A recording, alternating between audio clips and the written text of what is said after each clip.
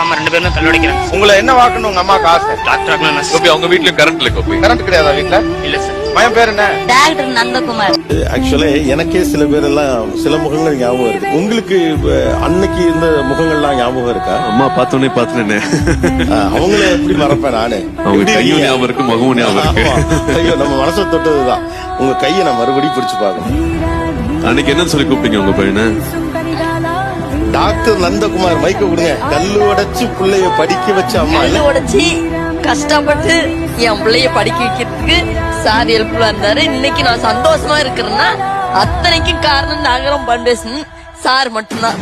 அன்னைக்கு துக்கத்துல கண்ணீர் விட்டேன், இன்னைக்கு சந்தோஷத்துல நான் கண்ணீர் விடுறேன். இன்னைக்கு மெத்தி வீடு கட்டிட்டேன்.